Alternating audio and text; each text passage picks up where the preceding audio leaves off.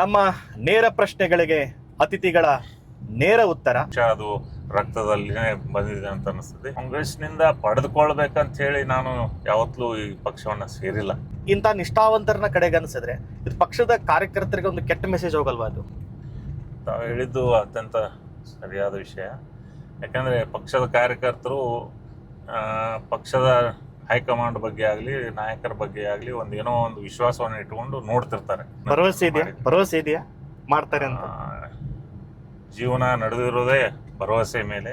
ಈಗ ಬಿಜೆಪಿಯಲ್ಲಿ ಕೆಲವು ಸರ್ಪ್ರೈಸ್ ಕೊಡ್ತಾರೆ ಅವ್ರ ಕಾರ್ಯಕರ್ತರಿಗೆ. ಸಡನ್ ಆಗಿ ರಾತ್ರೋರಾತ್ರಿ ಅವ್ರಿಗೆ MLC ಮಾಡ್ತಾರೆ. ಆ ರೀತಿ ನಿಮ್ಮ ಪಕ್ಷದಲ್ಲಿ ಸರ್ಪ್ರೈಸ್ ಕೊಡ್ತಕ್ಕಂಥ ಕೆಲಸ ಯಾಕೆ ಆಗ್ತಾ ಇಲ್ಲ ಅಂತೇಳಿ ಕಾರ್ಯಕರ್ತರಿಗೆ?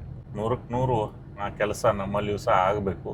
ಕಾರ್ಯಕರ್ತ ಇದ್ರೇನೆ ಪಕ್ಷ ಇದ್ರೇನೆ ನಾಯಕರು ಇರ್ತೀವಿ. ನಿಮ್ಮ ಅಧ್ಯಕ್ಷರು ಹೇಳ್ತಾ ಇದ್ರು ಇಷ್ಟು ದಿವಸ ಪಕ್ಷಕ್ಕಾಗಿ ದುಡಿದಿರಿ, ಕೂಲಿ ಕೊಡಿ ಅಂತ ಹೇಳಿದ್ರು. ಅದಕ್ಕೆ ನಾನು ನಮ್ಮ ಅಧ್ಯಕ್ಷರಿಗೆ ಹೇಳಿದ್ದೀನಿ, ಅಧ್ಯಕ್ಷರೇ ತಾವು ತಮ್ಮ ಕೂಲಿಯನ್ನ ಪಡೆದಿದ್ದೀರಿ, ನಮ್ಮ ಕಾರ್ಯಕರ್ತರಿಗೆ ಕೆಳಗಿನ ಕಾರ್ಯಕರ್ತರಿಗೆ ನಿಮ್ಮ ಕಡೆ ಬಂದಂತ ಕೂಲಿಯನ್ನ ನೀವು ಕೆಳಗಿನ ಮಟ್ಟಕ್ಕೂ ಅದನ್ನ ಹಂಚಿ ಅಂತ ಹೇಳಿ ನಾನು ಕೇಳಿದ್ದೀನಿ. ಅಪ್ಪ ಮಂತ್ರಿ ಇರ್ತಾನೆ, ಮಗನ MLC ಮಾಡೋದು, MLA ಮಾಡೋದು, MP ಮಾಡೋದು. ಯಾರನ್ನೋ ತಂದು ಒಬ್ಬ ಮುಖಂಡರ ಸಂಬಂಧಿಕರು ಅಥವಾ ಮಕ್ಕಳು ಅಂತ ಹೇಳಿ ತರುವುದು ಅದು ಅಷ್ಟು ನ್ಯಾಯಯುತವಾಗಿ ಇರೋದಿಲ್ಲ.